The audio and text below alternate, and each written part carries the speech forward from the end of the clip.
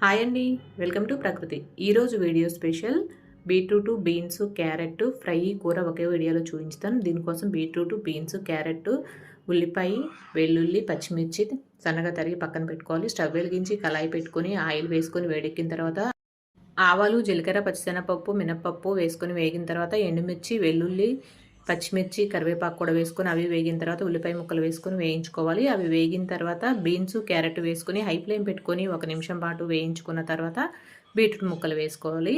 అది వేసుకున్న తర్వాత అవి కూడా ఒక 2 నిమిషాల పాటు బాగా కలుపుకుంటూ వేయించుకోవాలి హై ఫ్లేమ్లోను. కొంచెం వేగిన తర్వాత ఒక అర స్పూను పసుపు, తగినంత ఉప్పు వేసుకొని బాగా కలుపుకొని మూత పెట్టి ఒక 2-3 నిమిషాల పాటు ముక్క మెత్తబడే వరకు మగ్గించుకోవాలి. ముక్క మెత్తబడిన తర్వాత తగినంత కారం వేసుకొని బాగా కలుపుకొని మరొకసారి మూత పెట్టి 2 నిమిషాల పాటు ఉడికించుకుంటే ఫ్రై రెడీ అయిపోతుంది. చూడండి, ఇలా ఉడికితే సరిపోతుంది. ఈ స్టేజ్లో ఆపేసుకుంటే ఫ్రై అవుతుందండి.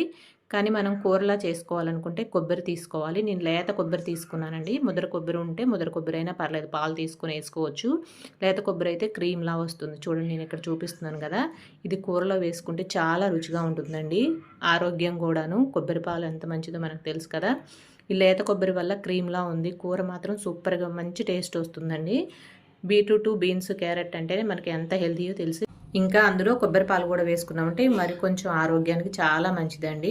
ఇది ఆరోగ్యానికే కాదండి, బ్యూటీ టిప్గా కూడా బాగా పనిచేస్తుంది. మనం పాలు వేసిన తర్వాత ఒక 2 నిమిషాల పాటు మూత పెట్టి మగ్గించుకోవాలి. మగ్గిన తర్వాత స్టవ్ ఆఫ్ చేసుకొని కొత్తిమీర చల్లుకొని సర్వ్ చేసుకుంటే చపాతీలోకి అయితే మాత్రం ఎక్సలెంట్గా ఉందండి. కూర సూపర్గా ఉంది ఆ కొబ్బరి పాలు వేయడం వల్ల.